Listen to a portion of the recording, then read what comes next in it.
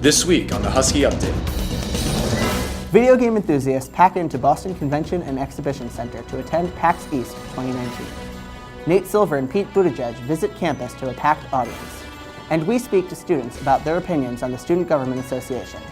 All this and more on this week's episode of the Husky Update.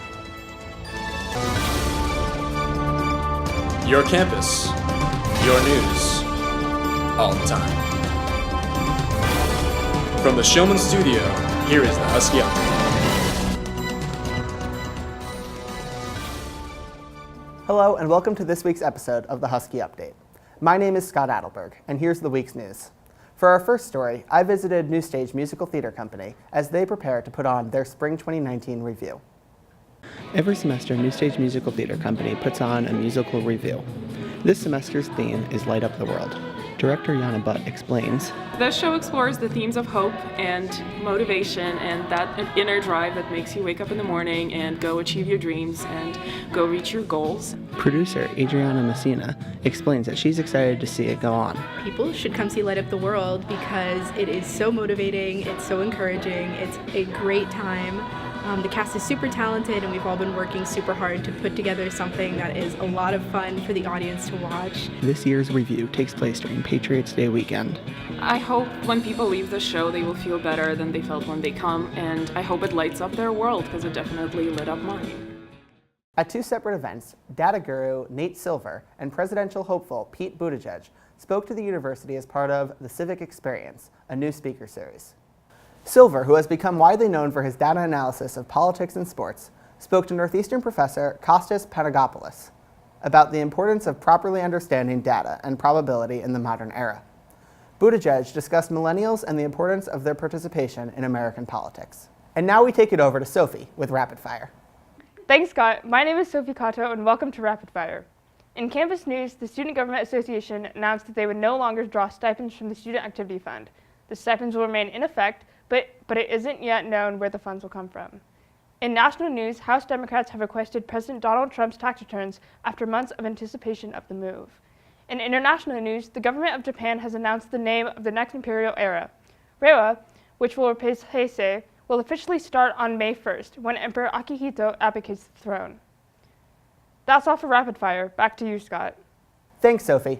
The Boston Convention and Exhibition Center hosted the 2019 PAX East Video Game Expo. From the 28th to 31st of March, the Penny Arcade Expo, or PAX East, came to Boston. For 4 days, video game professionals and fans interacted in the form of booths and panels on topics ranging from cosplay marketing to robotics. Several studios also offered demos of new games in development, including Northeastern's own College of Arts, Media, and Design. For our next story, we sent our reporter Ali to Scouts Interventions Conference. Here he is with the story. Hi, I'm Ali Wang. I'm here for Scout's second annual design conference, which is held at Interdisciplinary Science and Engineering Complex. Let's take a look. Scout is Northeastern University's student light design studio, and every year it organizes a conference consisting of talks, panels, networking activities, and more. This time, the theme was interventionist narratives, and the events focus on using storytelling to enact change in society.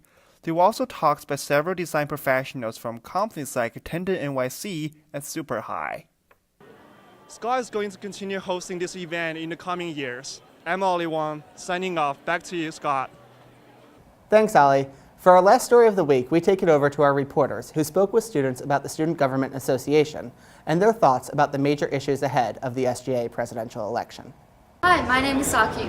Right now we're at the Student Career Center and we'll be interviewing students about their thoughts on the SGA.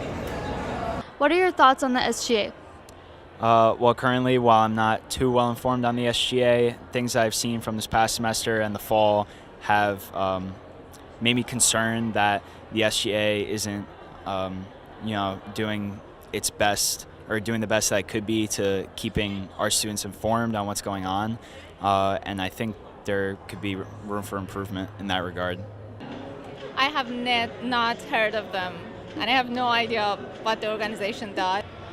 I mean, as a student journalist on campus, I interact with them a lot in that capacity, and it's kind of been up and down. They sometimes are responsive and sometimes they're not.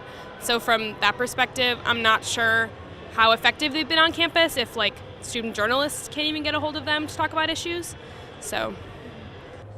And what's one of the biggest issues you'd like the new SGA president to address?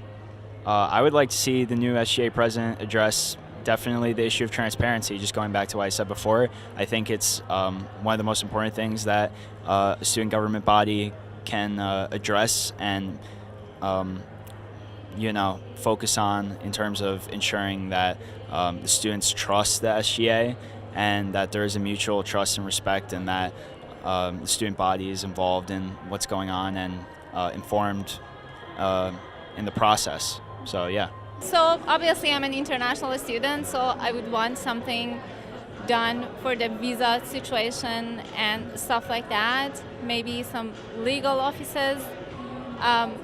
Like I have trouble doing something about the taxes because we don't do them the same at our country, so it's like confusing for me. Also, I know some people that have, like they're international students but have financial problems here, so maybe also that. Yeah, I think for me, it's about all gender housing, because that's one of the main reasons I moved off campus, was because there wasn't great infrastructure around people who want to live with people of multiple genders, which I do. And because we were so limited, we ended up having to find a place off campus kind of quickly, because the university's system for all gender housing is like really outdated and doesn't respect non-binary and trans folks. So that's something I'm really invested in. My name's Saki, reporting for NUTV. Back to you, Scott.